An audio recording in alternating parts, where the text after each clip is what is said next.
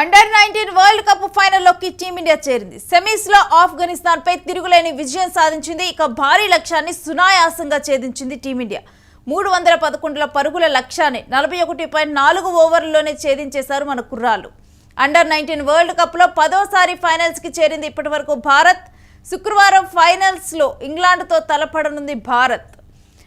ఇక అండర్-19లో కూడా మన కుర్రాళ్ళు చాలా బాగా రాణించారు. అండర్-19 ప్రపంచ కప్లో ఇదే అత్యధిక లక్ష్య ఛేదన కూడా కావటం విశేషం. మరి ఈ మ్యాచ్ గురించిన details sports analyst Venkat Naidu తెలుసుకుందాం.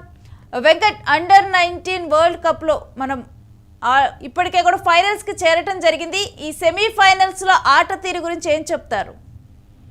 ఖచ్చితంగా భారత్ అంటే తర్వాత తరం కూడా అద్భుతంగా బలంగా ఉందనే విషయం అయితే స్పష్టంగా అర్థమైంది. ఈ రోజు మన వాళ్ళు ఆడిన ఆట తీరు ఏదైతే ఉందో, ముందు ఆఫ్ఘనిస్తాన్ కూడా చాలా అద్భుతంగా రాణించినటువంటి పరిస్థితి ఉంది. ముందు వాళ్ళు అంటే వికెట్లు పడినప్పుడు కూడా, టాప్ ఆర్డర్ వికెట్లు పడినప్పుడు కూడా, తర్వాత మిడిల్ ఆర్డర్ కి సంబంధించి 2 సెంచరీలు చేయడం, అంత భారీ స్కోర్ తీసుకుని 310 పరుగులు తీసుకుని వాళ్ళు తీసుకెళ్లడం అనేది నిజంగా సంచలనం అని చెప్పుకోవాలి. ఇక భారత్ కు సంబంధించి ఇక మన వాళ్ళ ఆట తీరు కూడా చాలా బాగుందని చెప్పుకోవచ్చు. యువ ఆటగాళ్ళు వైభవ్ సూర్యవంశీ గానీ, ఆర్ఎన్ జార్జ్ గానీ, అదేవిధంగా ఆయుష్ మాత్రే గానీ, కెప్టెన్ గా ఉన్నాడు ఆయుష్ మాత్రే, విహాన్ మల్హోత్రా, వీళ్ళందరూ కూడా చాలా అద్భుతంగా రాణించారు. ఎక్కడ కూడా ఒత్తిడికి లోనవ్వకుండా చాలా ఒక పద్ధతిగా, అంటే ఒక ఆటగాడి వికెట్ ఆడుతుంది, మరో ఆటగాడి వికెట్లు కాపాడుకునేందుకు ప్రాధాన్యత ఇస్తూ ఆడటం ఇదంతా జరిగింది.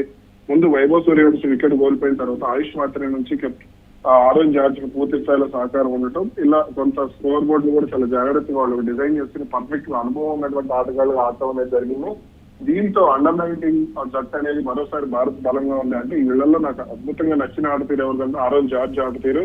అతను ఓపెనర్ గా వచ్చిన తర్వాత అతను చాలా జాగ్రత్తగా, ఎక్కడ కూడా ఒత్తిడికి లోనవ్వకుండా ఒక అనుభవం ఉన్నటువంటి ఆటగాడిగా కూడా అతను రాణిస్తూ అనేది నిజంగా భారత్ కు అంటే ఫ్యూచర్ లో ఒక మంచి బ్యాట్స్మెన్ అందించినట్టుగా చెప్పుకోవచ్చు. అండ్ ఇప్పుడు మనం అండర్-19లో జరిగిన ప్రపంచ కప్పుల్లో చూస్తే గనక ఇదే అత్యధిక లక్ష్య ఛేదన అని చెప్తున్నారు.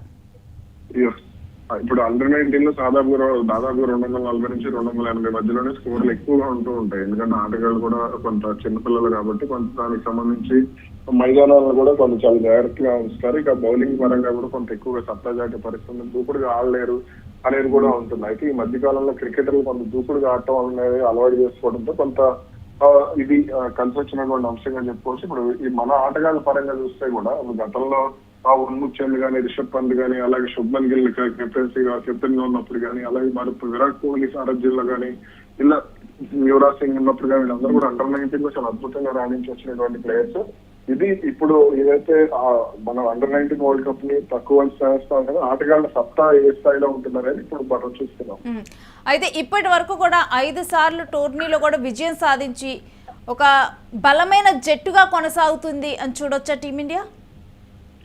ఖచ్చితంగా మనం బలమైన జట్టుగానే కొనసాగుతుందని చెప్పొచ్చు. ఫైనల్స్ లో కూడా దాదాపుగా మనమే విజయం సాధిస్తాం అనేది అయితే నేను స్పష్టంగా చెప్పలేను. ఎందుకంటే బెంగళూరు క్రికెట్ అకాడమీలో వాళ్ళకి ఇస్తున్నటువంటి నేషనల్ క్రికెట్ అకాడమీలో వాళ్ళకి ఇస్తున్నటువంటి ట్రైనింగ్, వివిఎస్ లక్ష్మణ్ సారథ్యాలు ఇప్పుడు వాళ్ళందరూ కూడా ఆడుతున్నారు. గతంలో ద్రావిడ్ నాయకత్వం యువ ఆటగాళ్ళు ఆడేవారు. ఇప్పుడు ద్రావిడ్ వీళ్ళందరూ కూడా సహకారంతోనే కొంత దూకుడుగా ఆటగాళ్ళని, అంటే క్రికెట్ కు సంబంధించి అంటే వన్డే ఫార్మాట్ ముందు అలవాటు చేసుకుంటే టెస్ట్ ఫార్మాట్ కానీ, టీ20 ఫార్మాట్ కానీ కొంత ఆడేందుకు అవకాశం లభిస్తుంది. కాబట్టి ఖచ్చితంగా ఫ్యూచర్ లో ఇది మన అంటే వన్డేలకు సంబంధించిన టెస్ట్లకు సంబంధించిన సరే బలమైన జట్టుగా వీళ్ళు మారతారు అనడంలో ఎటువంటి సందేహం లేదు.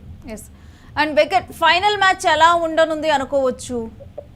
ఫైనల్ మ్యాచ్ లో ఖచ్చితంగా భారత్ అయితే విజయం సాధించడం ఖాయంగానే చెప్పుకోవచ్చు. ఎందుకంటే ఈ బ్యాటింగ్ లైనప్ కానీ, బౌలింగ్ లైనప్ కానీ టీమిండియాకు ఖచ్చితంగా కలిసి వచ్చేది. వాళ్ళు ఒక పక్క ప్లానింగ్ ప్రకారం ఆడుతున్నారు అనేది స్పష్టంగా అర్థమైంది. ఇక మిగిలిన ఆటగాళ్ళ నుంచి కొంత అంటే ఒత్తిడి సహకారం ఉన్నా లేకపోయినా సరే ఒక ఆటగాడు బాధ్యత తీసుకుని ఆడటం అనేది చాలా అద్భుతమైనటువంటి విషయం. Right, thanks for your analysis Venkat. ఇక అండర్-19 వరల్డ్ కప్లో మన ఆటగాళ్ళు చాలా బాగా రాణించారు. అంటే మన క్రికెట్ నెక్స్ట్ తరం ఎంత పదిలంగా ఉంది అని చెప్పి కూడా, ధైర్యం వచ్చింది అని చెప్పి కూడా చెప్తూ ఉన్నారు. మరొక వైపు చూస్తే గనక ఒక విజయవంతమైన జట్టుగా కూడా అండర్-19 వరల్డ్ కప్లో కొనసాగటం జరిగింది. ఇక నెక్స్ట్ ఫైనల్స్లో కూడా దుమ్ము దులిపైనున్నారని, ఇప్పటికే విజయం భారత్ వైపు అంటూ కూడా ఫిక్స్ అయిపోయారు.